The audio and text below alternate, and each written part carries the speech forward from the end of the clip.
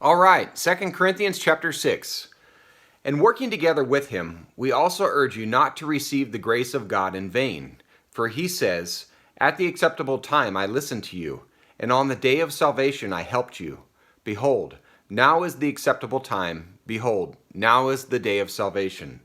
Giving no cause for offense in anything, so that the ministry will not be discredited, but in everything commending ourselves as servants of God, in much endurance, in afflictions, in hardships, in distresses, in beatings, in imprisonments, in tumults, in labors, in sleeplessness, in hunger,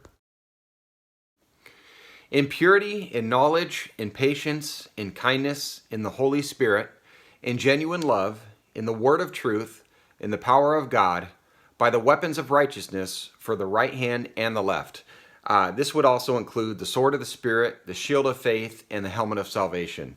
Verse 8, by glory and dishonor, by evil report and good report, regarded as deceivers and yet true, as unknown yet well known, as dying yet behold, we live, as punished yet not put to death, as sorrowful yet always rejoicing, as poor yet making many rich, as having nothing yet possessing all things. Our mouth has spoken freely to you, O Corinthians. Our heart is opened wide. You are not restrained by us, but you are restrained in your own affections or desires. Verse 13. Now in a like exchange I speak as to children. Open wide to us also. Do not be bound together with unbelievers. For what partnership have righteousness and lawlessness? Or what fellowship has light with darkness? Or what harmony has Christ with Belial? Or what has a believer in common with an unbeliever?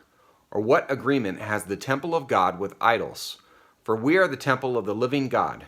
Just as God said, I will dwell in them and walk among them, and I will be their God, and they shall be my people.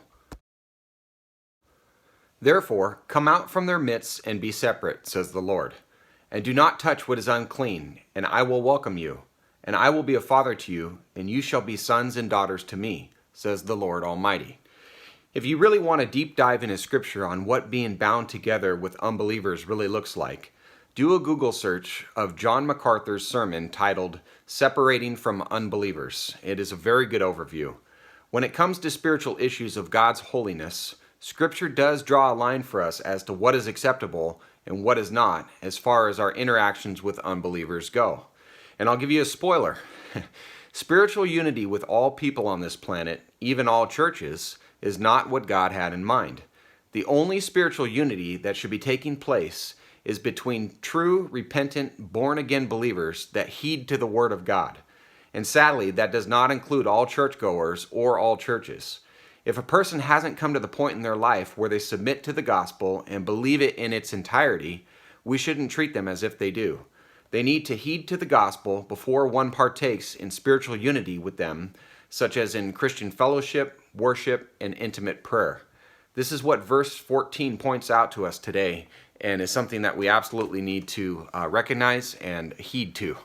Okay, so very important, something that maybe we should go back and reflect upon today.